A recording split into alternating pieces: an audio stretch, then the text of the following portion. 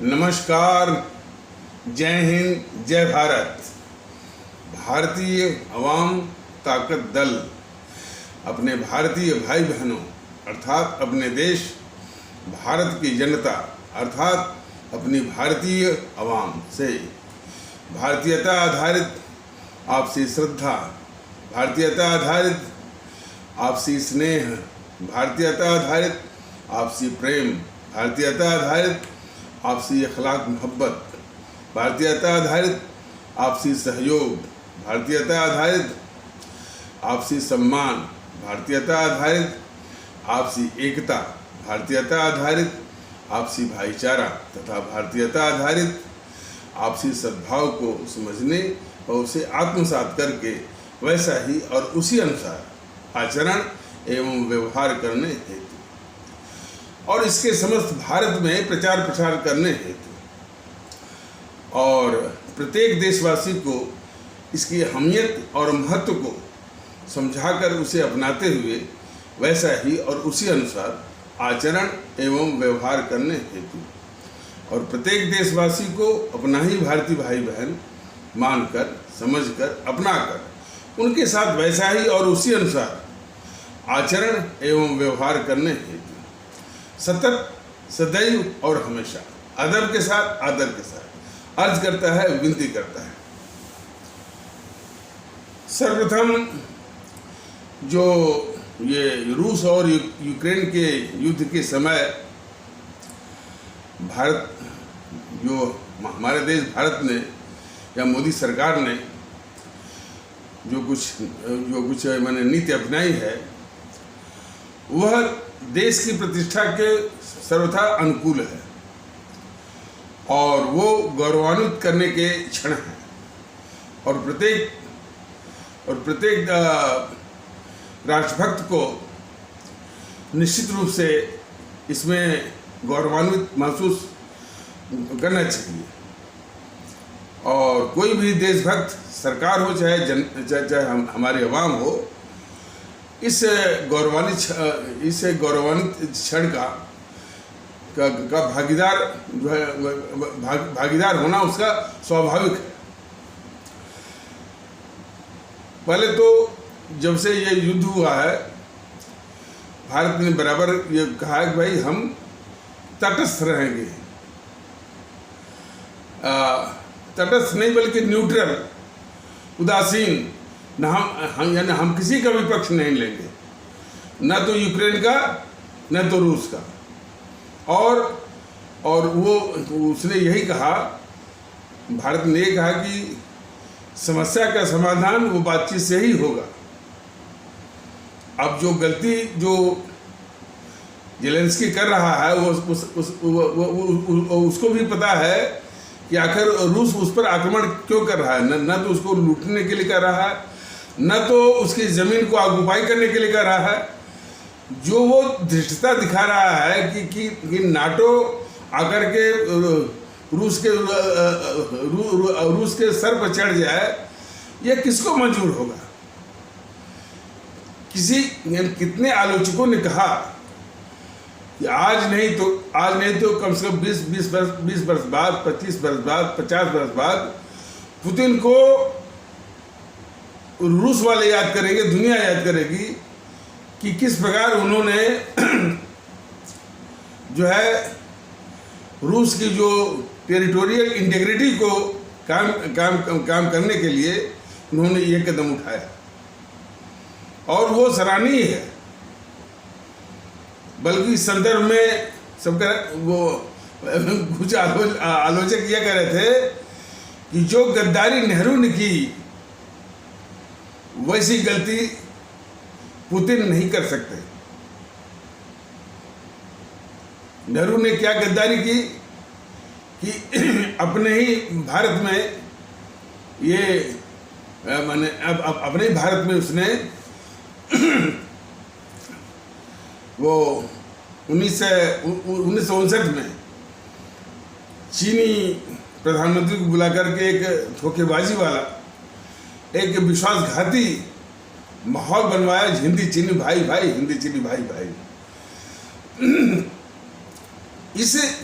विश्वासघाती नारे और नारे के माहौल में ये हमारे देश का दुश्मन और देश का सर्वाधिक ऐतिहासिक गद्दार नेहरू ने चीनी सेना को उसी वक्त 1959 में ही, लोग कहते हैं 1962 में, 1959 में ही वो चीनी सेना को घुसवाया। देश के लोगों ने पूछा कि भाई ये क्या हो रहा है, तो उस समय भी उसने झूठ बोला कि नहीं, हमने चीनी नेताओं से बात कर ली है, चीनी सेनाएं वापस हो जाएंगी। जबकि वास्तविकता यह है कि चीनी सेनाएं वापस हुई नहीं। और इसके बाद वो दुश्मन चीन ने उतने से ही संतोष उसको नहीं हुआ, उतनी जमीन हड़पने से उसको संतोष नहीं हुआ, तो उसने आक्रमण किया और अपनी सेना की तैयारी में जब से ये सत्ता पर बैठा था 1947 से तमाम जनरल आए कि हम तमाम सेनाध्यक्ष उसके पास गए कि हम सेना को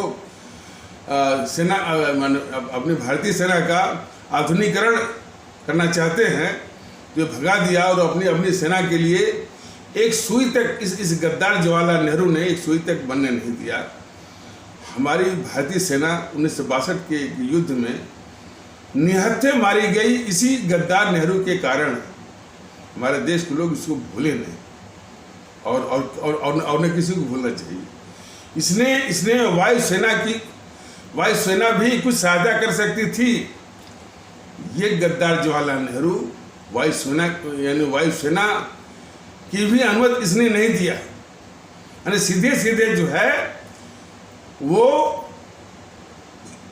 माने चीनी सेना को भारत में घुसवा रहा था।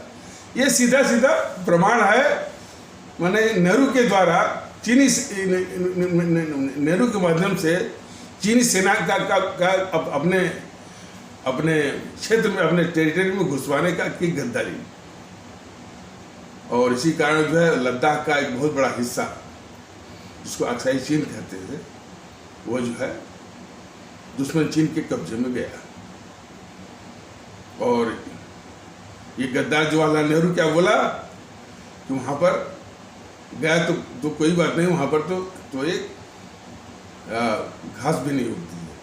लेकिन पूरे देश में और लोकसभा में पूरा एक नंबनेस मतलब काटा तो खून नहीं, कोई समझना नहीं, कोई पूछ नहीं रहा कि तुमने इतनी बड़ी गद्दारी किया है और नेहरू वो सरेआम बोल भी रहा है। यही तो आश्चर्य होता है।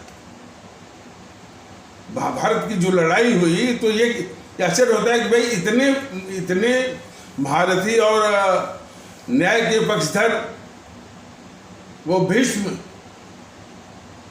द्रोणाचार्य, कृपाचार्य और ये पांचों पांडवों के सामने जो है महारानी द्रौपदी का सीधे सीधे उनको नग्न करके अपमानित कर रहा था वो दुष्ट दुर्योधन। कोई प्रतिकार नहीं कर रहा था, कोई विरोध नहीं कर रहा था। ये सब चीजें सोच करके मन खोलता है। और उसी प्रकार जब ये गद्दार जवाहरलाल नेहरू बोला कि हमारी जमीन चली गई तो चली गई और उस पर यानी घास भी नहीं उगती है, पूरी लोकसभा, राज्यसभा, पूरा देश कोई रोस्ट नहीं हुआ। आज छोटी छोटी बातों पर कि मंदिर पर यह हो गया, मंदिर पर झंडा लग गया, तमाम रोष होता है। ये एक गद्दार जवाहरलाल नेहरू बोल गया कि मेरी जमीन गई तो गई, कोई बात नहीं है, उस पर घास नहीं उगती। यही तो एक टच स्टोन है, यही तो जो है एक कसौटी है कि किस कदर हमारे देश के लोगों में देशभक्ति का अभाव है। किन मुद्दों के प्रति हम संवेदनशील हो जाते हैं और किन मुद्दों के प्रति जिसमें हमको संवेदनशील होना चाहिए वहां पर बिल्कुल नहीं होते।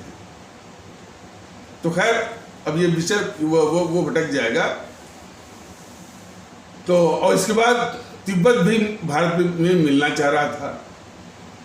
तिब्बत को भी जो है जो भारत में मिलना चाह रहा था वो सीधे सौंप दिया दुश्मन चीन को। नेपाल भी भारत में मिलना चाह रहा था, बर्मा भी भारत में मिलना चाह रहा था। यदि ये सब भारत के साथ होते तो क्या स्थिति होती? और उसको इतने से ही संतोष नहीं हुआ, इसके पहले वो भारत को बांट चुका था। लोग कहते हैं ना कि भाई जिन्ना होते तो क्या होता, जिन्ना साहब होते तो कम से कम ये सारी गद्दारियां नहीं होती। तो बात अच्छा, और वही जो 1959 में जो चीनी सेना को घुसवाया था गद्दार नेहरू, वहीं पर चीन ने वो कॉलोनी बसा दिया है। कॉलोनी के संबंध में जितनी भी आधारभूत सुविधाएं होती हैं वो बना दिया है। उसी का फोटो नासा वालों ने लेकर के बताया हुआ कि ये चीनी सेना घुसी हुई है। उसी को ये गद्दार राहुल कह रहा था कि मोदी जी ने घुसवा दिया है। और बीजेपी वालों का ये बिल्कुल घिघी बंद थी कि भैया मोदी जी नहीं बल्कि तुम्हारे बाप के नाना की गद्दारी का नमूना है। ये जबान नहीं खुलती है। इसी प्रकार तो तमाम ऐसे उदाहरण हैं कि ये बीजेपी वाले और ये जो है मोदी महोदय अपने ऊपर आरोप झेल करके इन गद्दारों को बचाते हैं। तो बात चल रही थी कि तो इसमें भारत ने जो अपना एक नीति या स्टैंड अपनाया है, वो हर एक राष्ट्रभक्त को गौरवान्वित करने का क्षण है। भारत ने स्पष्ट कहा है कि ये रूस और यूक्रेन के बीच में हम बिल्कुल उदासीन रहेंगे, न्यूट्रल रहेंगे, किसी का पक्ष नहीं लेंगे और समाधान अंत में बातचीत सही होगा। और ये जेलेंस्की बड़े गुमान में था, जब पूरे यूक्रेन को तबाह करवा दिया। अब अभी भी उस हैंकड़ी में पड़ा हुआ है अब कि नाटो वाले उसकी सहायता करेंगे। नाटो वाले उसको कुछ यानी सैन्य हथियार वगैरह की मदद कर सकते हैं, लेकिन कोई सेना भेज दें उसके लिए ऐसा नहीं है। और इसके बाद जो है वो फिनलैंड, पोलैंड और जो है वो इस्टोनिया, लिथुआनिया, लाटविया, उसको भी बोला है भैया वो नाटो की ओर मत जाओ। नाटो की ओर ना, वो रूस जो है वो किसी भी कीमत पर उसको स्वीकार नहीं है। तो अपनी टेरिटोरियल इंटेग्रिटी के लिए, अपनी क्षेत्रीय अखंडता के लिए जो नेतृत्व कुछ भी करने के लिए तैयार है, वही नेतृत्व जो है इतिहास में अमर हो जाता है। लेकिन और उसी प्रकार अपनी टेरिटोरियल इंटेग्रिटी को पूरा गंवा देने के लिए ये गद्दार नेहरू जो है, ये भी इतिहास में देखा जाएगा। लेकिन अभी उसकी सारी गद्दारियों को ढकने की एक बहुत साजिश में तमाम लोग शामिल हैं। अभी उसके समर्थन में कई बौद्धिक वर्ग है, इतिहासकारों का गिरोह है और पत्रकारों का गिरोह है। और जो है पत्रकार कुछ है ना, मीडिया, वो हमेशा इस कांग्रेस कैसे सत्ता में वापस आए, इसी की बस वो इसी की साजिश वो करते रहते, इसी के तिकड़ में वो बिठाते रहते हैं। वो जाति और सांप्रदायिक। जीएनपीसी के जो चाटुकार पत्रकार है, जो शुरू होता है रवीश कुमार, आशुतोष वगैरह जो है, और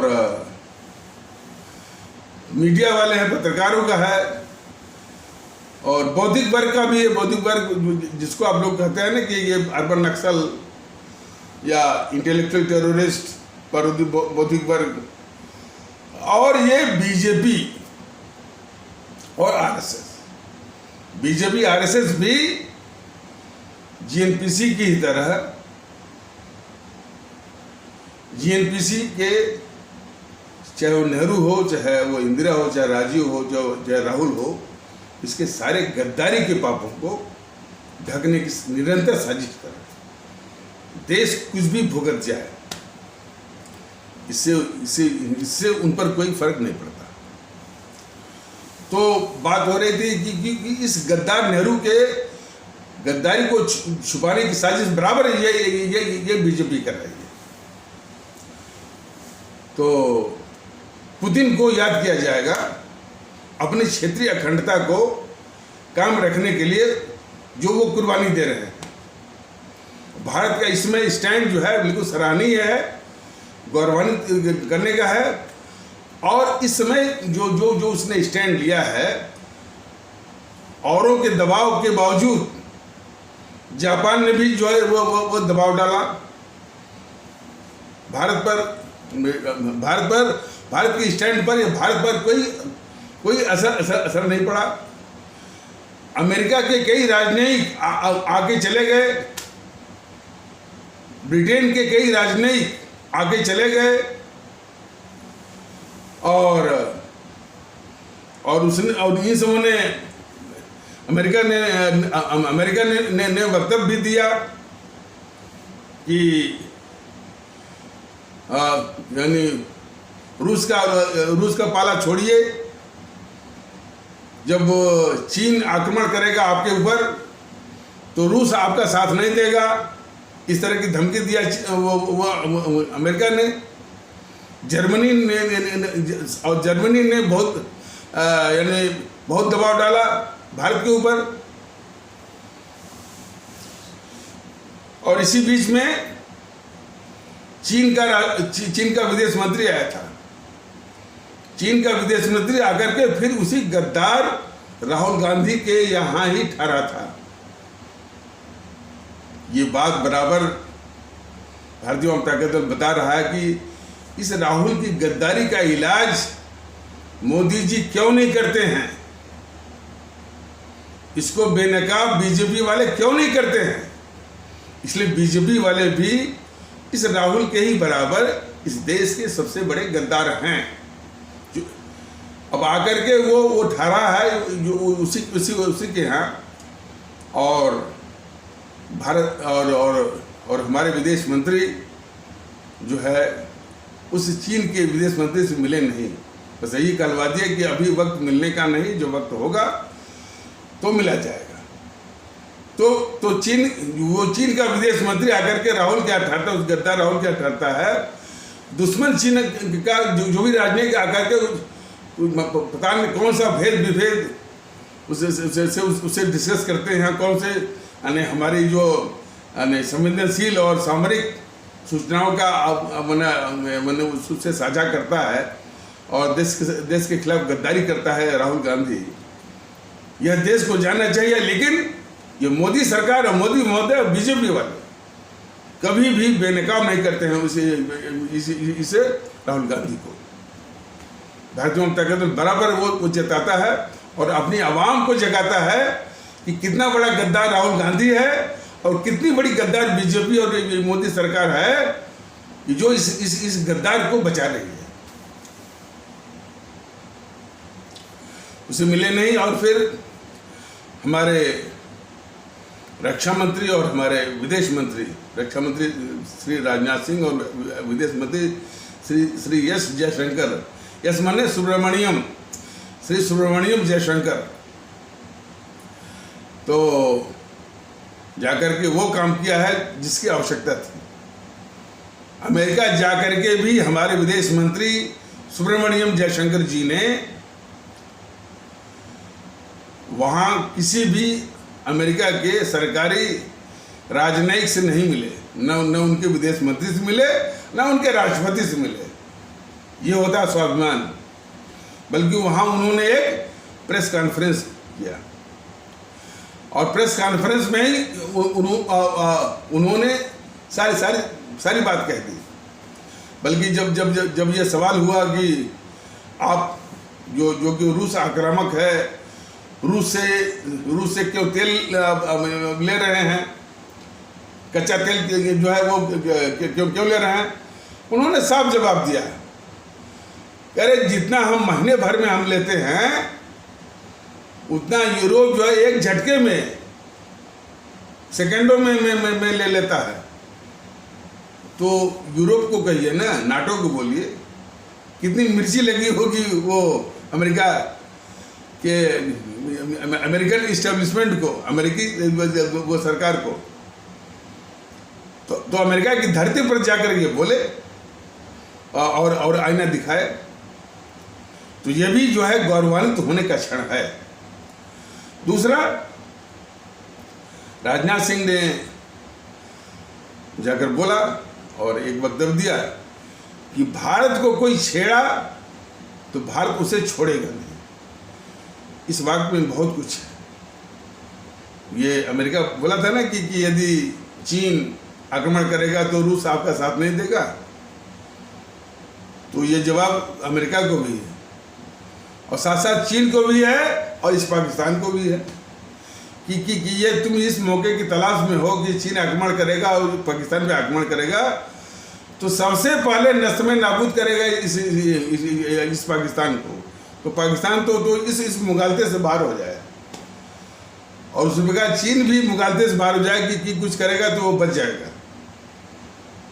तो चीन भी जो इस तरह की हिमाकत करने से बाज जाए, और ये संदेश अमेरिका को भी था और पूरी दुनिया को भी था कि भारत जो है रूस के बूते नहीं, अमेरिका के बूते नहीं, खुद अपनी ताकत के बल पर इन दोनों को, चीन को भी पाकिस्तान को जवाब देने के लिए, माकूल जवाब देने के लिए और उनको धूल चटाने के लिए ये सक्षम है भारत। तो इस तरह का वक्तव्य जो हमारे रक्षा मंत्री श्री राजनाथ सिंह ने जो दिया, वो गौरवान्वित होने का क्षण है। और भारत सरकार का जो है कितने दबावों के बाद भी बिल्कुल न्यूट्रल होने का, उदासीन होने का, यानी किसी का भी यानी पक्ष न लेने का जो नीति अपनाई गई है, बहुत ही सराहनीय, बहुत ही गौरवान्वित होने का क्षण है।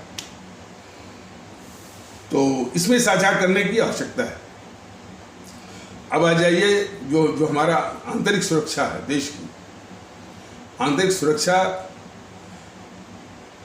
तो जितना जो हमारी जो बाहरी सुरक्षा जो हमारी भारतीय सेना के द्वारा की जाती है वो तो सराहनीय है, लेकिन जो हम आंतरिक सुरक्षा जिसमें कि सरकार की सीधे जिम्मेदारी होती है, वहाँ इस देश का जो नेतृत्व है, मोदी महोदय, ये बीजेपी वाले, ये देश के साथ बहुत बड़ी धोखेबाजी, विश्वासघात और गद्दारी कर रहे हैं। ये कितने ये जो रामनवमी के अवसर पर जो घटना हुई है, वो भी 8 राज्यों में सुनियोजित ढंग से ये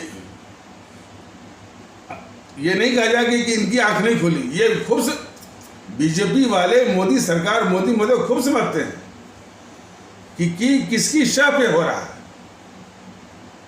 इसको कराने वाले जीएनपीसी, गांधी नेहरू परिवार चंदा चौकड़ी, काकस और जो भी और उनके साथ जो वो क्रमशः यानी उन क्षेत्रों में, जैसे दिल्ली में जो भी ये हिंसा हुई रामनवमी की शोभा यात्रा के नाम पर, ये चैनल वाले बस वो कौन यूनुस खान या सोनू खान अब इसी को रट्टा मार रहे हैं। लेकिन थोड़ा बहुत वो कांग्रेसियों का नाम ले लेते हैं, और इनका आम आदमी पार्टी का भी कोई पकड़ा गया है, उसका भी नाम ले लेते हैं। नाम लेने से काम नहीं चलेगा। बगैर राजनीतिक संरक्षण के, समर्थन के, इस तरह से सुनियोजित पत्थरबाजी और गोली चलाना ये संभव नहीं होता। देश के लोग जाने कि ये सत्ता हथियाने के लिए ये जीएनपीसी कुछ भी कर सकती है। सत्ता हथियाने के लिए ये आम आदमी पार्टी कुछ भी कर सकती है। तो आवश्यकता इस बात की है कि इन पार्टियों को नष्ट में नाबूद किया जाए। भारतीय जनता दल ने कई बार कहा है इस कायर मोदी सरकार से, कायर मोदी से कि कम से कम तुम भैया इस राहुल गांधी, सोनिया गांधी और प्रियंका गांधी का नार्को टेस्ट, पॉलीग्राफ टेस्ट और साइको टेस्ट करा करके वो कार्टून में पैक करके इटली भेज दो, बहुत शांति आ जाएगी। और उसी में केजरीवाल को भी पैक करो, तब शांति आएगी। नहीं तो यह देश विरोधियों के द्वारा इस तरह का जो दंश है बराबर वो झेलता रहेगा। और लोग जो है वो हिंदू मुस्लिम जो नफरत जो फैलती है वो तो अलग से। तो यदि देश को बचाना है तो ये बीजेपी पर जिम्मेदारी है, जो क्योंकि बहुत वो अपने को राष्ट्रवादी करती है, देशभक्त करती है, तो इनको नष्ट में न इनको पौं करे। पौं करने के कई तरीके हैं। देखिए इस संदर्भ में छोटी छोटी बातों का भी, लेकिन ये बीजेपी तो भारतीय एकता से ही जो वो परेशान है। बीजेपी के सिखाए पढ़ाए छुट भैये जो आते हैं भारतीय वाम ताकत दल के पदाधिकारी से बात करने के लिए, वो इतना माना कि क्या कहते हैं कि पता नहीं किन कारणों से वो बिल्कुल एक मानसिक संतुलन खोया हुआ, जिसे होता है ना मानसिक संतुलन खोया हुआ, एक डिमेंशिया की स्थिति में। या यूट्यूब वाले सर जो है ये भारतीय एकता क्या होती है, पाकिस्तान में लागू कर दें, पाकिस्तान को बांग्लादेश में लागू करें, भारत में लागू ना करें, फलाने ढकाने बांग्लादेश को क्यों नहीं मिलाते हैं। हालांकि इस सब का तो जवाब यही है कि यानी इसको काल्पनिक मत मानिए, वास्तविक है। ये तुम नहीं कर पा रहे हो तो गद्दी तुम छोड़ो, भारतीय जनता दल इसको करके दिखा देगा, देश के सामने करके वो दिखा देगा। जिसके लिए तुम बराबर बहाना बना रहे हो, तुम्हारे जितने भी सिवा सालार, जितने यूट्यूबर तो तमाम झूठ मूठ की कहानियां वो रच रहे हैं, तमाम माने निराधार और अनर्गल और झूठ मूठ की वो पहेलियां जो है वो बुझाते हैं इस मोदी सरकार की कायरता को छिपाने के लिए। तो उसका तो बस एक ही जवाब है कि तुम सत्ता छोड़ो, भारतीय जनता दल इसको करके दिखा देगा। देश को एक समर्पित राष्ट्रभक्त की आवश्यकता है, और वो समर्पित राष्ट्रभक्त जो है कम से कम हमारे परम आदरणीय राष्ट्र महानायक, राष्ट्रभक्त शिरोमणि नेताजी सुभाष चंद्र बोस, शहीद आजम भगत सिंह, अमर शहीद चंद्रशेखर आजाद, अमर शहीद अशफाकुल्ला, अमर शहीद खुदीराम बोस, अमर शहीद सुब्रमण्यम भारती, अमर शहीद श्रीमती रानी लक्ष्मीबाई, अमर शहीद श्रीमती रानी चंद्रिमा एवं अमर शहीद श्रीमती रानी गडिलियू की शहादत प्रेरणा के अनुसार देशभक्ति के जज्बे वाला वो व्यक्ति, वो शासक ये तुरंत कर देगा, अवश्य कर देगा। इसमें कोई बहस की बात नहीं है। लेकिन ये कार्य नहीं, जीएनपीसी को बचाने वाला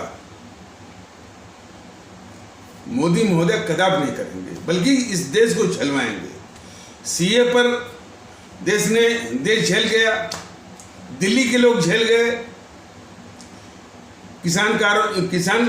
कृषि कानून के विरोध में जो किसान आंदोलन, जो कि देश विरोधी ताकतों का जमावड़ा था, देश विरोधी अंतर्राष्ट्रीय स्तर पर उनका भी जमावड़ा था, और उसके द्वारा यह देश को झलवा दिए, विशेषकर हमारे दिल्ली के लोगों को, दिल्ली के आसपास के लोगों को।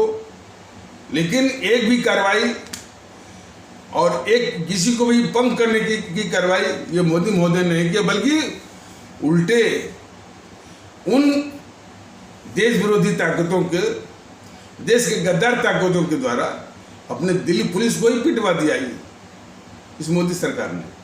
कब?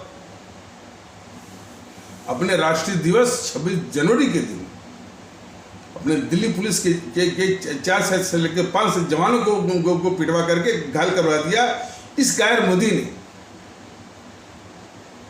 और हमारा जो राष्ट्रीय गौरव है लाल किला, इस पर आतंकवादियों को चढ़ने का मौका दिया है इस कायर मोदी ने। और उस राष्ट्रीय गौरव लाल किले पर हमारा जो राष्ट्रीय गौरव तिरंगा है जो फहरा रहा था, उसको उतार करके आतंकवादी झंडा लगाने का मौका दिया इस कायर मोदी ने। तो ये दंश ये मोदी सरकार के और ये कायर मोदी के द्वारा ये दंश जो है वह देश झेल चुका है। तब भी कोई कार्रवाई इस मोदी महोदय ने, मोदी सरकार ने नहीं किया। उल्टे ये मोदी महोदय लोकसभा में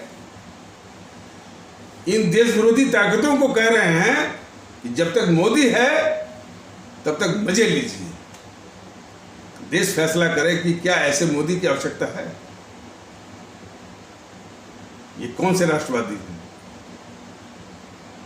उत्तर प्रदेश के चुनाव में कैसे ये चुनाव जीत रहे हैं और कैसा माहौल बना करके 80-20 चचा जान, भाई जान, मम्मी जान ये करके और जातिवादी हथकंडों से ब्राह्मण सम्मेलन, निषाद सम्मेलन, गुर्जर सम्मेलन, तो देश के लिए अभिशाप है। तो विषय ये चल रहा था कि हमारी आंतरिक सुरक्षा और रामनवमी के अवसर पर जो पत्थरबाजी और हिंसा, तो ये स्पष्ट शब्दों में है कि जब तक ये जेएनपीसी को नष्ट में नाबूद नहीं किया जाएगा, उसको पंग नहीं किया जाएगा। कई बार सवाल करते हैं कि कैसे पंग होगा। कल किसी सज्जन से मेरी व्यक्तिगत बात हो रही थी, तो क्या बात हो रही थी कि वो कहते कि साहब आजकल रियल इस्टेट में वो कह रहे थे कि कोई मजा नहीं है। और मजा क्यों नहीं है? अब उसमें कालाधन का अब उसमें कोई भूमिका रही नहीं, इसलिए मजा नहीं है। कालाधन के ही कारण जो है, जो संपत्ति कुछ लाखों में है, मैंने 10-5 लाखों में, वो उसकी कीमत 60 लाख, 70 लाख, 80 लाख, करोड़ों में जाती है। कीमत असली उसकी 10-15 लाख की है। तो इस तरह से जो है काले धन का उसमें वो भूमिका रहा करती थी। तो वो बोलते थे कि अब मजा नहीं। जब काले धन की उसमें भूमिका हो तब तो मजा है, और काले धन की भूमिका ना हो तो मजा नहीं है।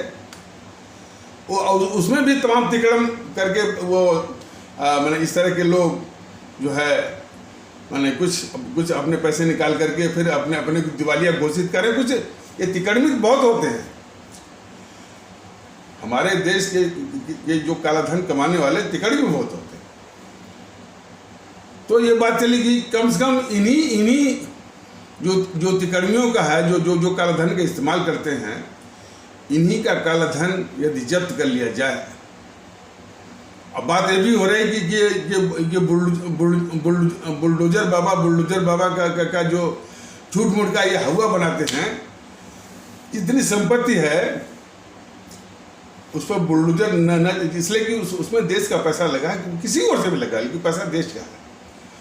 तो उसको बुलडोजर न चलाकर उसकी नीलामी कर दी जाए, तो कुछ राजस्व, कुछ पैसा जो है सरकार को मिलेगा, देश को मिलेगा। लेकिन बुलडोजर मैंने झूठ मूठ का हुआ। किसी ने कहा कि साहब मुख्तार अंसारी की संपत्ति है, मान लीजिए आपने उस पर बुलडोजर आपने नहीं चलाया और उसकी नीलामी करवा दी, तो मुख्तार अंसारी के ही लोग जो है आसपास में वो खरीद लेंगे उसको, और फिर उस मुख्तार अंसारी का कब्जा हो जाएगा। इसका बहुत सरल उपाय है। यदि फिर इनडायरेक्टली मुख्तार अंसारी के ही लोगों के द्वारा हुआ तो फिर उसका अब करिए एक्शन। जितनी बार में उपस्थित न हो जाएं उतनी बार एक्शन करना है और उतनी बार पैसा मिलेगा। है कि नहीं? तो हर चीज का यानी देश के प्रति आपका समर्पण होना चाहिए, मन साफ होना चाहिए, अवाम के प्रति भी, देश के प्रति भी। ये बातें तो कही जा रही हैं, लेकिन इन समूहों ने राजनीति को एक बहुत बड़ा धंधा बना दिया है और हर चीज जो होनी चाहिए उसको इन समूहों ने इधर उधर वो घुमा दिया है। सीए पर देश देख चुका है, अब बीजेपी वाले भी देख चुके हैं। सीए पर देश भी देख चुका है, बीजेपी वाले भी देख चुके हैं और भारतीय जनता दल ने कम से कम यूट्यूब के माध्यम से भी वो बता चुका है कि सीए पर जो भी हिंसा हुई तो इसमें दो प्रमुख भूमिका हैं, एक भड़काने वाली और एक हिंसा करवाने वाली। तो भड़काने वाली भूमिका को किया जेएनपीसी की इस गद्दार सोनिया गांधी ने रामलीला मैदान से हमारे इस्लाम आस्था वाले भारतीय भाई बहनों को भड़काया, उनको भरमाया, उनके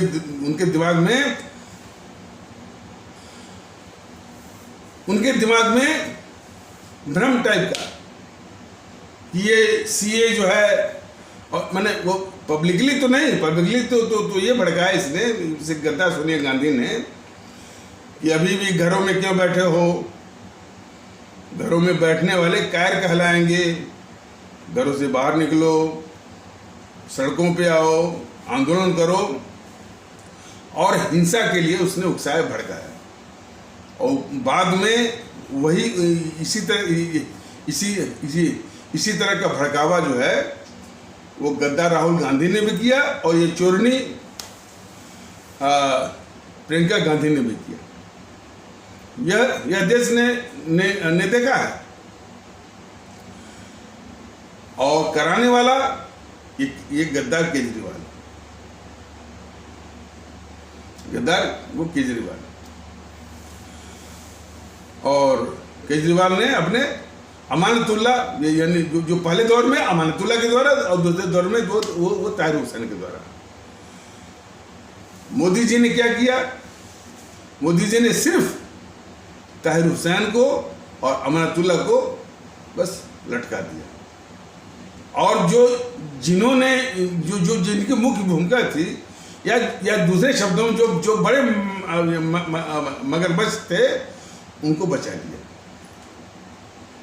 इस प्रकार ये देश पर ये मोदी सरकार अब बीजेपी वाले जो है एक दंश, एक जो है एक कहर ये बरपा रहे हैं, सिर्फ देश विरोधी ताकतों को बचा करके और छोटे किरदारों को, छोटे भाइयों को लटका कर। भारतीय जनता दल ने बराबर कहा कि भाई इससे ये समस्या का समाधान ये नहीं है। ये जेएनपीसी वाले जब तक रहेंगे, आम आदमी पार्टी वाले जब तक रहेंगे, रामनवमी पर इस तरह की हिंसाएं, पत्थरबाजी, गोलियां चलना ये जारी रहेगी, बंद नहीं होगी। यदि आपको बंद करना है, इस देश को बंद करना है, तो इस तरह की हिंसा करने वालों को राजनीतिक रूप से समर्थन कौन दे रहा है? और राजनीतिक ताकत जो है बहुत बड़ी ताकत होती है। ये हिंसा करने वालों को मालूम है। अब मालूम ही नहीं, भारतीय जनता दल ने तो कई बार बताया है कि ये जो इस तरह की हिंसा करने वाले जो हैं तत्व जो हैं, यदि ठीक से वो जांच की जाए तो ये जेएनपीसी के ही आदमी मिलेंगे, आम आदमी पार्टी के ही मिलेंगे, और राज्यों में जो आरजेडी के मिलेंगे, टीएमसी के मिलेंगे। ये समस्या है। और तो हिंसा करने वाले उनको मालूम है कि हमको राजनीतिक संरक्षण मिलेगा, और ऐसे वातावरण में ये देश के दुश्मन असदुद्दीन ओवैसी लोग जो है इस हमेशा जो है उपद्रवियों के साथ, आतंकवादियों के साथ ये खड़ा मिलता है हमेशा। इसको शर्म नहीं आती है कि यह देश के साथ खड़ा हो कि आतंकवादियों के साथ खड़ा हो। अपने को वकील कहता है। ये जीएनपीसी वाले, आम आदमी पार्टी वाले और वाले जो है देश में जो है एक ऑर्गेनाइज्ड हिंसा वो करवा रहे हैं। तब तक वो कह रहा है कि मुसलमानों पर एक लो इंटेंसिटी की हिंसा हो रही है। इस तरह की बात करने वाले निश्चित रूप से यदि असदुद्दीन ओवैसी का ऐसा ही व्यवहार रहा है, इसको देश के बाहर कर देना चाहिए, इस असदुद्दीन ओवैसी को। और उसके पास भाई कुछ कार्रवाई अब सिर्फ टीवी चैनलों पर हिंदू मुस्लिम के करने से ये समाधान होगा, या कॉस्मेटिक रूप से जो छुटभइये हैं उन पर कार्रवाई करने से होगा? इसके लिए एक मुस्त और एक हॉलिस्टिक जिसे कहते हैं अप्रोच के साथ जो इसका मुख्य किरदार है, ये जेएनपीसी और जो है ये आम आदमी पार्टी वाले, इनको नष्ट में नाबूद करना होगा। अभी जहां तक अब इनको नष्ट में नाबूद करने वाली बात, तो बीजेपी के सिवा सालार वो खड़े हो जाते हैं। और मीडिया के साथ देखिए इन सबों की बीजेपी वालों को भले देश के खिलाफ दुष्टता जरा देखिए। जब इस बीजेपी को समाप्त करने की बात होती है, भाई बीजेपी नहीं, इसको जेएनपीसी को समाप्त करने की बात होती है, भाई बगैर इसको समाप्त किए इस तरह की घटनाएं बंद हो नहीं सकती। आम आदमी पार्टी को समाप्त किए बगैर इस तरह की घटनाएं बंद हो नहीं सकती। तब इन सबों का एक तर्क शुरू हो जाता है, विरोध पक्ष होना चाहिए। ये विरोध पक्ष लाख हैं। हमारे देश के अवाम पता है कि बराबर इस तरह की हिंसा करवाने वाले जो है, क्या ये विरोध पक्ष के लायक हैं? अब कैसे वोट पाते हैं, इसकी दूसरी ही एक अलग बहुत दुखदाई कथा व्यथा है। कैसे वोट मिलता है? यदि इनको इन गद्दारों को और देश के दुश्मनों को वोट कैसे मिलता है, ये भारतीय जनता दल ने बराबर कहा है कि इसकी कथा व्यथा है। और उसी को तो समझाने के लिए भारतीय जनता दल कम से कम जो है भारतीयता के ये माहौल को जगा करके उनको मानसिक गुलामी, जो हमारे भारतीय भाई बहन हैं उनको मानसिक गुलामी से बाहर निकालने का ये वो छेड़ा हुआ। तो इनको वोट मिलने का मतलब नहीं कि गद्दार इनके गद्दार नहीं है या इनकी गद्दारी के पाप धुल गए। जैसा कि मैंने बताया कि एक मजमा था करीब 3-4 दिन पहले, और हमने कहा कि भाई दिल्ली के, देखिए ये सवाल बार बार आएगा, दिल्ली के लोगों ने, दिल्ली के हमारे आदरणीय भारतीय भाई बहनों ने, या दिल्ली के हमारे आदरणीय मतदातागण भारतीय भाई बहनों ने, क्या उनके दिमाग में नहीं आया कि ये केजरीवाल इस देश का बहुत बड़ा गद्दार है? क्यों गद्दार है? इसने भारत तेरे टुकड़े होंगे और भारत की बर्बादी तक जंग जारी रहेगी, उसका इसने समर्थन किया था। सीधी बात। बाकी चीजें बाद में। सबसे पहले चूंकि अहमियत देश की है, तो वहां पर जो 4-6 लोग थे जो केजरीवाल को बोलते थे वो उनको कोई जवाब नहीं बना कि नहीं साहब आप सही कर रहे हैं।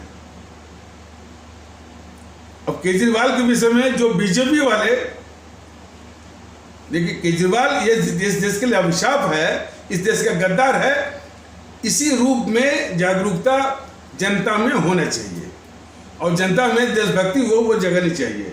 और जनता में देशभक्ति होगी और ये गद्दार के रूप में देखा जाएगा, ऑटोमेटिक स्वतः जो है हम हमारे देश के अवाम, दिल्ली के आदरणीय भारतीय अवाम वो फैसला कर लेगी भाई कि इस गद्दार को बाहर करना है। लेकिन बीजेपी वाले क्या करते हैं, साहब ये झूठ बोलता है, ये खुजलीवाल है, और एक मैंने कोई पोस्ट देखा था सोशल मीडिया पर कि वो गिरिगिट के सामने पूजा कर रहा है और लोग दिखाते हैं कि अरे भाई प्रभु हमको जो है आपसे भी अधिक जो है वो रंग यानी रंग बदलने का हमको आशीर्वाद दीजिए। मतलब कि बहुत गिरिगिट, मतलब कहने का मतलब यह है कि मीडिया पोस्ट के द्वारा ये सिद्ध करना चाहते हैं, दिखाना चाहते हैं बीजेपी वाले कि यह है केजरीवाल मन गिरगिट की तरह रंग बदलता है।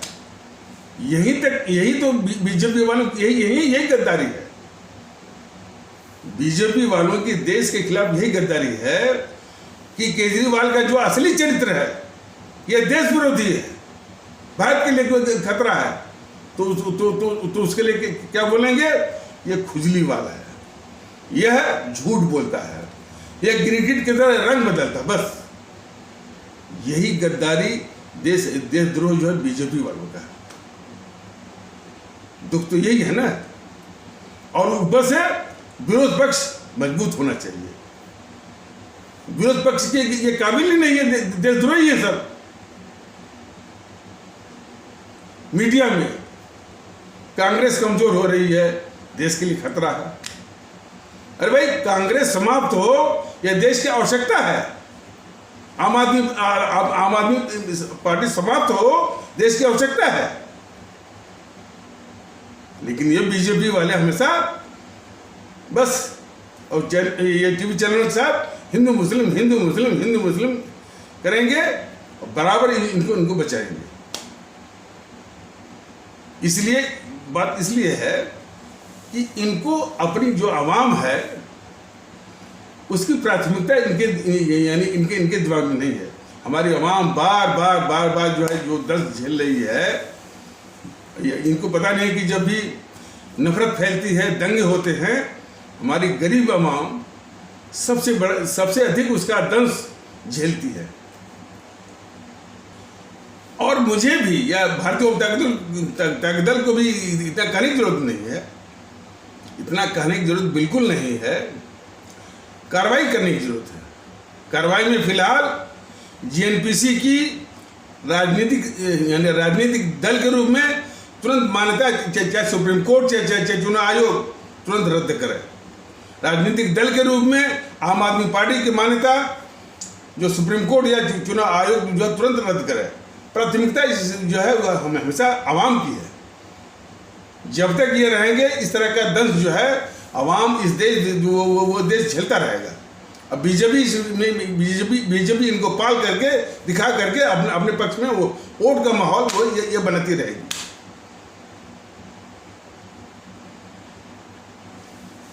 और जो है इसकी जरूरत है कि इनको नस्ल में नाबूद किया जाए। यानी बीजेपी वालों यही सवाल है ना कि बीजेपी वालों की गद्दारी तो आप देखिए कि राहुल गांधी बस नासमझ है, उसको बोलने का तमीज नहीं है, और बेसुरा और 52 वर्ष का बच्चा है, इस तरह की बात।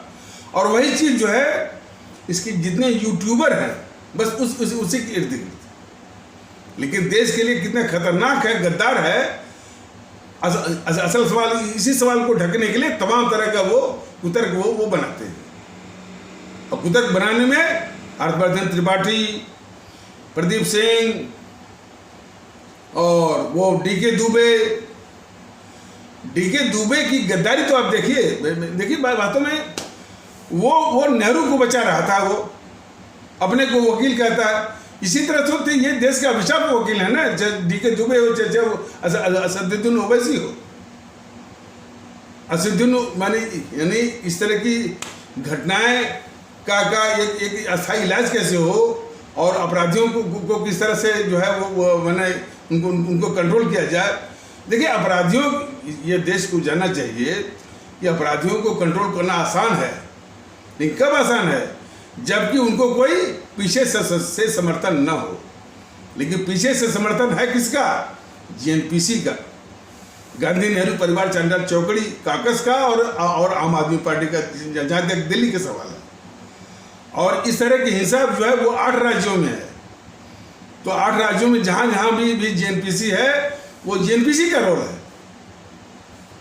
लेकिन जो प्रॉब्लम जो है इन पत्थरबाजों से नहीं है, प्रॉब्लम जो है बीजेपी जो है इनके जो बड़े किरदार हैं उन पर कार्रवाई न करते हुए बल्कि उनको बचाने से जो समस्या पैदा हो रही है, असली समस्या की जड़ वो है। ये बीजेपी को मालूम है कि मान लीजिए मध्य प्रदेश में भी हुआ, असल किरदार वो जो है वो दिग्विजय सिंह है, नस्में नाबूद करिए। कहाँ गए जो है वो बुलडोजर बाबा मध्य प्रदेश वाले शिवराज सिंह जो है बस जो पकड़े गए हैं उनके खिलाफ तो कह रहे हैं कि हम चलवाएंगे, लेकिन दिग्विजय के खिलाफ क्या कार्रवाई करेंगे, न तो इसका जवाब वो जो है वो शिवराज के पास है, न तो बीजेपी के पास है, न तो मोदी के पास है, न तो जो है वो नड्डा के पास है। तो जब तक जो है दिग्विजय सिंह का इलाज नहीं होगा तो इस तरह की घटनाएं जो है मध्य प्रदेश में होती रहेंगी। जब तक इन कांग्रेसियों का इलाज नहीं होगा तब तक वो दिल्ली में भी घटनाएं होती रहेंगी। आम आदमी पार्टी का भी इलाज नहीं, अब इलाज मतलब वही नस्में नाबूद, पंग करना, क्रिपल कर देना, वरना हमारी भारतीय आवाम ये बराबर इसका दंश जो है वो झेलती रहेगी। तो इस संबंध में तो जो बात हो रही थी कि एक सज्जन कह रहे थे कि भाई रियल एस्टेट में वो संपत्तियों के दाम घट रहे हैं, इसलिए कि कोई कह रहा था इसमें मजा ही नहीं। मजा क्यों नहीं है? उसमें कालेधन की भूमिका लगभग समाप्त हो रही है। तो जब वो तो ये तो उसमें मैंने ये कहा कि बताइए अपने देश में कितना काला धन का विस्तार है, कितना प्रयोग चल रहा है, और यही यदि काला धन निकाल लिया जाए, मैंने जितना काला धन विदेशी बैंकों में जमा है उसका कई गुना जो है हमारे देश में चल रहा है। वही काला धन यदि वो एक्सट्रैक्ट किया जाए, निकाला जाए, और कम से कम जो है जो डीजल की जो कीमतें हैं यदि उसमें सब्सिडी के रूप में, छूट के रूप में डाला जाए, कीमतें अपने आप कम हो जाएंगी। हमारी जो महंगाई से पिसती हुई जो आवाम है उसको राहत मिल जाएगी। उन लोगों ने कहा कि नहीं सर आप बिल्कुल सही कर रहे हैं। मैंने कहा कि ये मोदी महोदय को भी मालूम होगा, लेकिन देश में जो काला धन छिपाए हुए हैं उनके काला धन को भी बचा रहे हैं, और जिन लोगों ने विदेशों में भी जमा किया है काला धन जो है उसको भी बचा रहे हैं। देश की जितनी आंतरिक सुरक्षा के नाम पर तो जो है यह देश विरोधी ताकतों को पूरा जो है वो बढ़ावा दे करके, उनको पाल करके, उनको पूरी इस तरह से छूट दे करके हमारी आवाम को जो है इन्हीं देश विरोधी ताकतों के हवाले कर दिया है। ये स्थिति है मोदी सरकार की, मोदी महोदय की और बीजेपी का। तो आंतरिक सुरक्षा नाम की, और उसमें असदुद्दीन ओवैसी जैसे गद्दारों की उनके प्रति यानी वो कार्रवाई नहीं। अच्छा मान लीजिए असदुद्दीन ओवैसी के खिलाफ आपने कार्रवाई कर दी, लेकिन ये पड़ा हुआ है पुष्पेंद्र वो कुलश्रेष्ठ, ये भी जो है वो आग उगलता है, उससे भी हिंसा जो है भड़क सकती है। असदुद्दीन में ये पुष्पेंद्र कुलश्रेष्ठ है और नरसिम्हानंद है, और फिर एक नया किस्म का है वामन मिश्रम और वो कौन जीतन राम मांझी, बराबर सब आग वो उगलते हैं। तो मोदी महोदय जितनी भी देश विरोधी ताकतें हैं उनका इलाज न करके, उनको पाल करके एक अस्थायी रूप से चुनावी माहौल बस सत्ता हथियाने के लिए, तो जो शख्स जो है अपनी आवाम को इन देश विरोधी ताकतों के हवाले कर दे और इनको पाल कर रखे सिर्फ वोट के लिए, वो कभी भी राष्ट्रवादी हो सकता है। या सोच के देखिए। और इस प्रकार से जितनी भी संस्थाएं हैं, हम नहीं कहते हैं कि, और ये आरएसएस क्या बोलता है, खूब मूड का अखंड भारत। अब तक वो बोलता था हिंदू राष्ट्र, जब जब जब जब उसके हिंदू राष्ट्र की हवा निकल गई तो अब ये शुरू कर दिया वो अखंड भारत का। और उसके जितने भी सिपा सालार हैं आरएसएस के, वो यूट्यूब पे देखे वो बोलते हैं अखंड हिंद बोलते हैं। तो ये जो घालमेल करके दुविधा वाली स्थिति जो ये आरएसएस जो है वो ने किया हुआ है, उसका भी दंश देश झेल रहा है।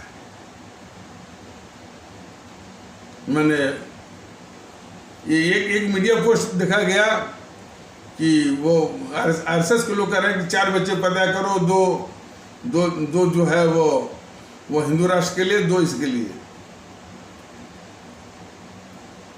हिंदू राष्ट्र,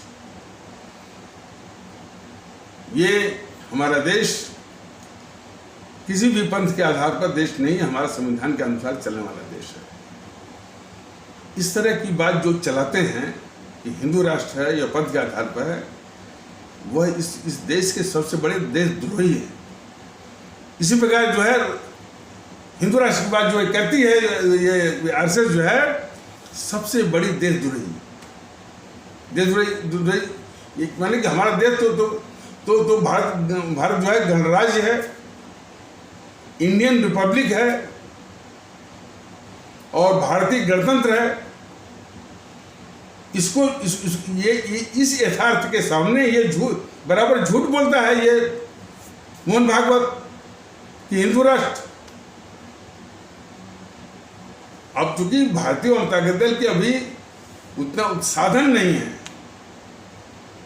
ये तो साधन के साथ जो है इस मोहन भागवत के मुंह पर, सारे बीजेपी के मुंह पर कालिक जो है वो पोता जाता है कि तुम बता कि ये हमारा देश भारत गणराज्य है कि भारत गणराज्य है कि हिंदू राष्ट्र है। ये कालिक जो है आरएसएस वालों के मुंह पर और बीजेपी वालों के मुंह पर होती जानी चाहिए। इसी कारण तो जो है देश के गद्दार असदुद्दीन ओवैसी जैसे जो है और भी कुछ जो है देश के गद्दार मूल्य और कठमूल्य होंगे, ऐसी बात नहीं है, उनको मौका मिलता है। तो जब तक इलाज इस आरएसएस का नहीं होगा तब तक जो है असदुद्दीन ओवैसी जैसे देश के गद्दार जो है वो पलते रहेंगे।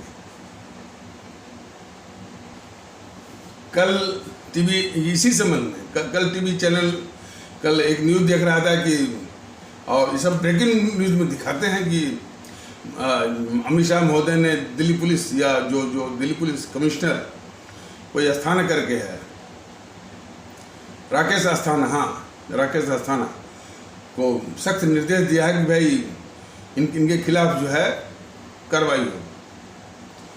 और जब वो और उसी के कुछ मिनट पहले हिमांशु त्रिवेदी जो प्रवक्ता था कि सरकार कार्रवाई क्या कर सकती है, सरकार उनको पकड़ सकती है, फिर वो चार्जशीट बना सकती है और अदालत उसको जो है उसको दंड दे सकती है। तो सरकार की कार्रवाई बस यही है।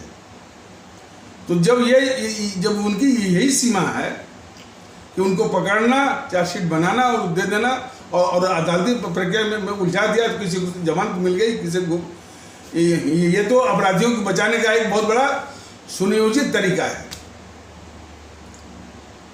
और उसी के कुछ मिनट बाद ये ब्रेकिंग न्यूज़ में आ रहा है कि अमित शाह ने निर्देश दिया है कि कार्रवाई हो और ऐसी कार्रवाई को दोबारा ना हो। पहले बीजेपी वाले स्पष्ट कर लेना कि किस तरह की कार्रवाई वो करने वाले हैं। लेकिन देश ये जानता है, देश को कुछ जानना चाहिए कि बीजेपी वाले कभी भी नहीं चाहते हैं कि इस तरह की जो हिंसा दोबारा ना हो। बराबर चाहते हैं कि इस तरह की हिंसा हो, इसलिए कि जेएनपीसी को पालेंगे, आम आदमी को पालेंगे और तभी तो किसी भी अवसर पर, इसमें रामनवमी है तो फिर दुर्गा पूजा आएगा, फिर वो आपका जो है दीपावली आएगी, हो गए आएगी, वो हिंसा होगी, क्योंकि जब तक आम आदमी पार्टी जैसी पार्टियां और ये रहेंगी तब तक इस तरह की हिंसा जो है रुक नहीं सकती। तो ये मोदी महोदय, खास करके अमित शाह महोदय बताएं कि इनको नस्ल में नाबूद करने के लिए आपके पास क्या एक्शन प्लान है, इनको पंग करने के लिए आपके पास क्या जो है वो ब्लूप्रिंट है। कुछ नहीं, न कोई एक्शन प्लान है, न कोई ब्लूप्रिंट है, और वास्तविकता था कि इनकी मंशा ही नहीं है। इनका जरा सोचिए ना, इनका गडकरी बोलता है कि कांग्रेस को मजबूत होना चाहिए। यही तो इसी विरोधाभास में तो यह देश झेल रहा है कि जिन शक्तियों को नष्ट में नाबूद होना चाहिए, उसके लिए बीजेपी के नेता गडकरी जैसे लोग बोलते हैं कि कांग्रेस को मजबूत होना चाहिए। ये मीडिया बोलता है कि नहीं भाई, लोकतंत्र के लिए ये होने। और किस तरह का लोकतंत्र भाई, भले ये तो बताइए। जिस तरह का लोकतंत्र ये चला रहे हैं,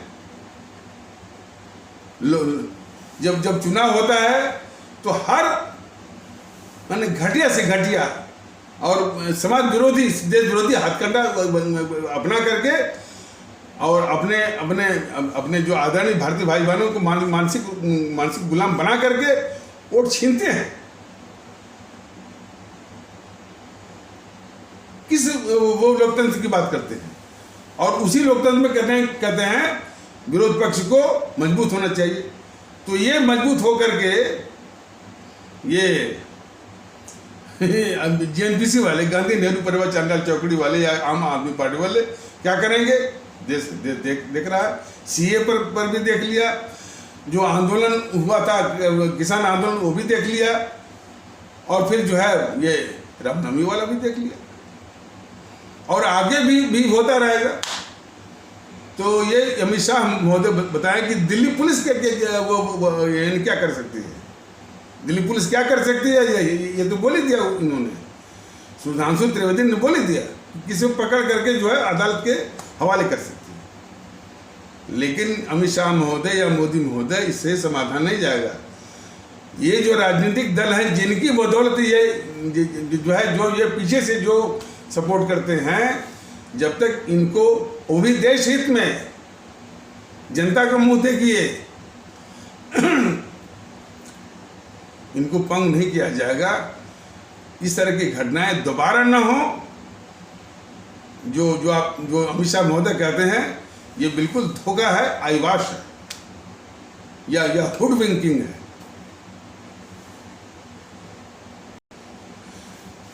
भारतीय वाम ताकत दल तो जो उसका मुख्य उद्देश्य है देश में भारतीयता आधारित सद्भाव लाने का, भारतीयता आधारित आपसी भाईचारा लाने का, भारतीयता आधारित एकता, सद्भाव और भाईचारा, इखलाक मोहब्बत लाने का, ये उसका मुख्य उद्देश्य है। और ये उसका राष्ट्रीय उद्देश्य है, राजनीतिक उद्देश्य नहीं है, इसका राष्ट्रीय, देश के लिए। लेकिन भारतीय वाम ताकत दल देख रहा है इस भारतीय माहौल को स्थापित करने के रास्ते में कितने खतरनाक जो है ये देश के दुश्मन जो है वो पड़े हुए, जो कि भारतीय एकता को मतलब भारतीय एकता स्थापित न हो या खंडित हो जाए या मुहिम ही बंद हो जाए, इस तरह की जो है इनकी सोच, इनकी गतिविधियां। और वो इस बात से स्पष्ट होता है कि इनके खास करके सबसे अधिक तकलीफ किसको हो रही है? बीजेपी को। इन सब मैंने जो भारत का जो कष्ट है, भारत का जो दुख है, उसको बताने में भारतीय वाम ताकत दल बराबर बता रहा है कि भाई इसकी जड़ में जो है ये गांधी नेहरू परिवार चांडाल चौकड़ी कागज है।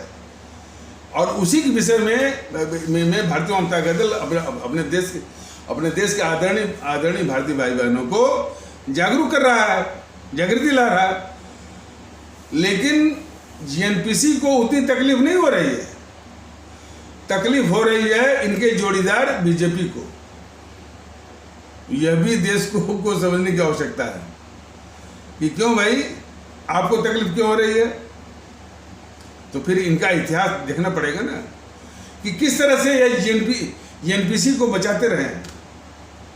वो इतिहास जो डॉक्टर श्यामा प्रसाद मुखर्जी, जिसको कि नेहरू ने खुद मरवाया था, वो किस तरह से जो है इस जीएनपीसी का बचाव करते रहे।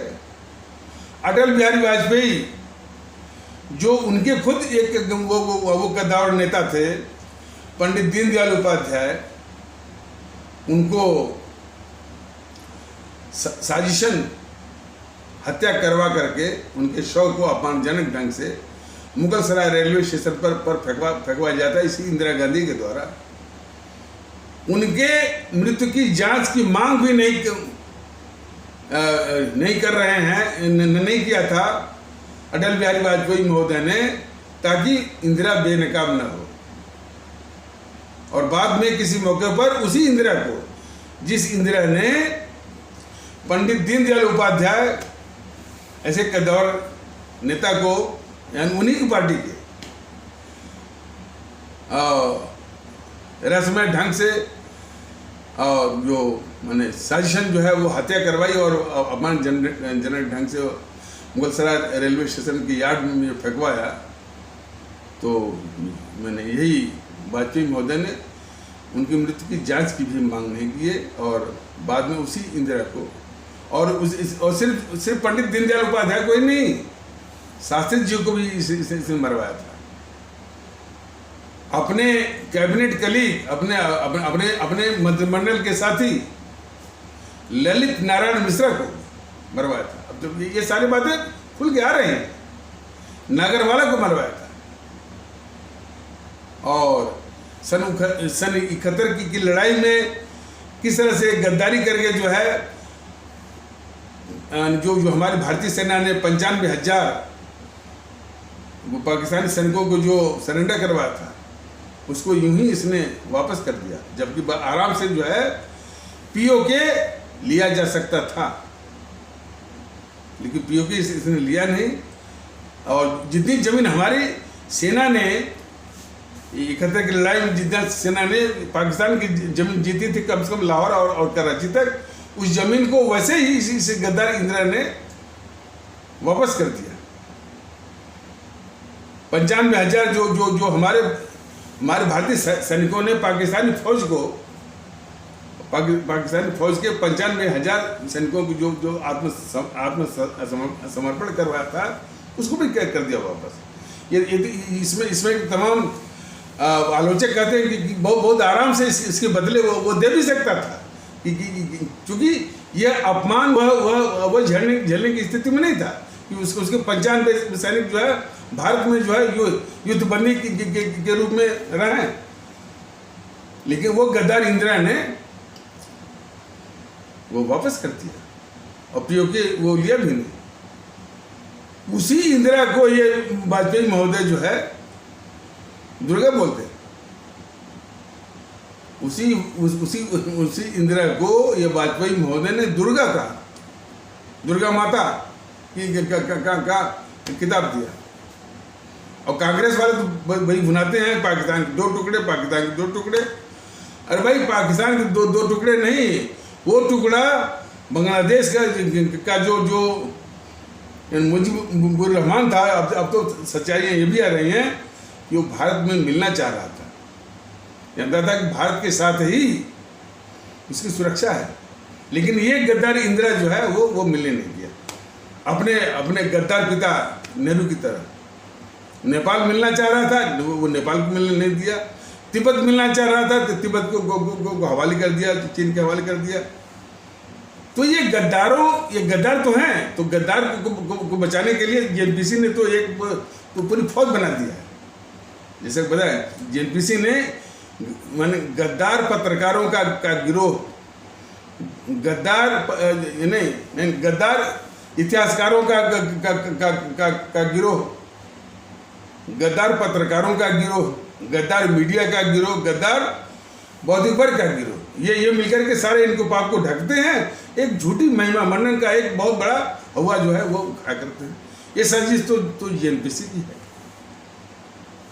उसी साजिश में ये बीजेपी वाले भी शामिल हो गए हैं कि हाँ भाई इनकी इस जेएनपीसी के पाप को, जेएनपीसी के जो है जेएनपीसी के जितने हैं उनके गद्दारी के पापों को ढका जाए। अरे मोदी महोदय देख लीजिए ना, देश इस समय 4 समस्याओं से जूझ रहा है। पहला है आबादी विस्फोट।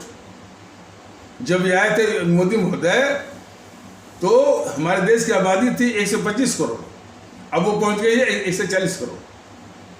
यदि आबादी विस्फोट को रोक करके यदि उसको ऋणात्मक दिशा में यदि उस वृद्धि दर को लाया गया होता तो वो आबादी हमारी 110 करोड़ के आसपास के पास होती।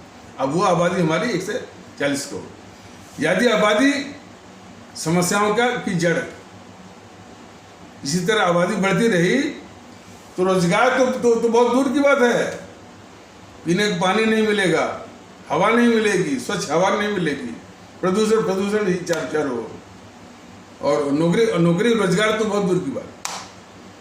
तो इस पर कोई भी मंशा इसकी साफ नहीं है ये मोदी महोदय। दूसरा है कालाधन। कालाधन के विषय में बहुत कुछ वादा किए थे 2014 में। आज पूरी बीजेपी, पूरी मोदी सरकार, पूरे मोदी महोदय उस कालाधन पर उनको सुट्ट हो गए हैं, बोलते तक नहीं। मोदी वो कालाधन ला दिए होते, अब कम से कम जो तेल की जो कीमत है उसमें सब्सिडी के रूप में डाल दिए होते तो हमारे देश की जो आवाम जो पिस रही है कम से कम उसको राहत तो मिलती। और ये विशेषता इसी बात है कि इन देश के जो लुटेरे हैं जिन्होंने लूट करके कालाधन के रूप में जमा किया है, यह बात कोई राजनीतिक दल करता भी नहीं है। ये बोलते तो है महंगाई, लेकिन कालाधन वहां से ला करके महंगाई को कम किया जाए, इसलिए कि वो कालाधन जो है जेएनपीसी का नहीं है, कुछ बीजेपी वालों का भी होगा, आरजेडी वालों का भी होगा, समाजवादियों का भी होगा, टीएमसी वालों का भी होगा, और भी एनसीपी वालों का भी होगा, और उद्धव ठाकरे को क्या होगा। अरे अकालियों का सुनने में आया है कि 32,000 बसें चलती हैं उसकी। ये कहाँ से पैसे आए भैया, मोदी जी पता करिए। तो सारा कालाधन भ्रष्टाचार का यो पाल रहे हैं, देश के दुश्मनों को पाल रहे हैं। कौन सी ये राष्ट्रवादी है। लेकिन अवाम जो सब इसका दंश भुगत रही है, अब उसको जागना होगा। भारतीयता के आधार पर मैंने सोच, विचार, आचरण, व्यवहार, आप भारतीय हैं, लेकिन हमारा सोच विचार, हमारे एक्शंस और हमारी जो हमारा बर्ताव है सिर्फ भारतीय के रूप में। ये हिंसा हुई, इसको फिर सब कह रहे हैं हिंदू मुस्लिम।